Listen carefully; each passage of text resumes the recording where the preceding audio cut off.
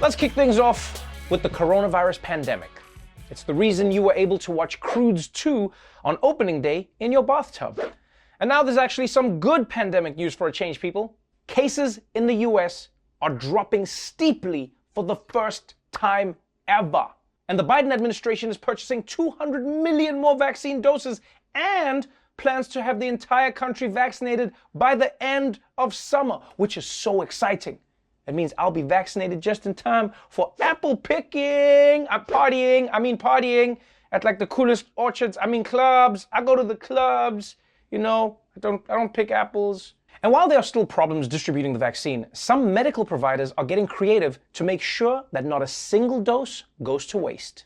A snowstorm that snarled traffic in Oregon ended up being a blessing in disguise for drivers who ended up being in the right place at the right time. That is because also stranded in that very same storm was a group of healthcare workers who had been administering vaccines. The workers had 6 doses with them and were worried the doses would go bad before they made it back. So they started giving out vaccines to others. Among those who were vaccinated was a sheriff's office employee who had been trying to get to the vaccine site when the storm hit. Okay, now that's a pretty dope story. Imagine being caught in a storm and lucking into a COVID vaccine. That is officially the best thing to happen on a road in Oregon. Normally when you get stuck out there, you just die of dysentery. And then you got to restart. Now, some of the drivers they asked chose not to get vaccinated. And honestly, I get that. If some stranger in a van offered to give me a shot, I would also say no. I learned that lesson when I was a kid. Yeah, you can only fool me so many times, Mr. Barry. You're not my uncle. But I do think that there's an important lesson here for everyone. Whenever there's a blizzard, get in your car and drive around until you stumble on someone with extra vaccines. And that, my friends, is Trevor's safety tip of the day. Moving on to travel news.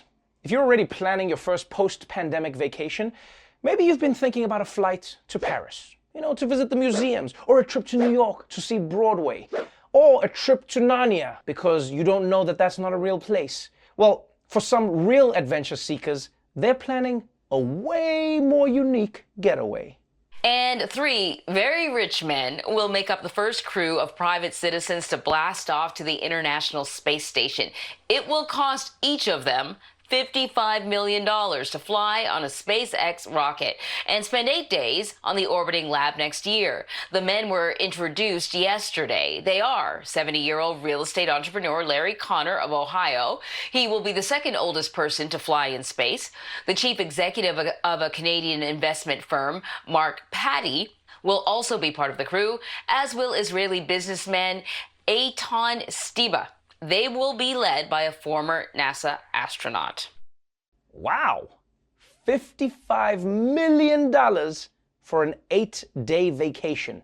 And that doesn't even count the $7 million they had to pay for a checked bag. But it does sound amazing, part of me wishes I could be up there with them, looking down at the earth, at the moment they realize that they spent $55 million to have to catch their poop before it floats away.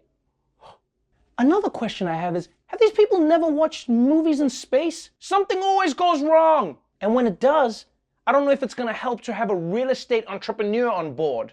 Oh my God, there's a killer alien headed straight towards us. Let's raise its rent by 7%, which is higher than the standard 5. That'll show it. Ah, we're so dead.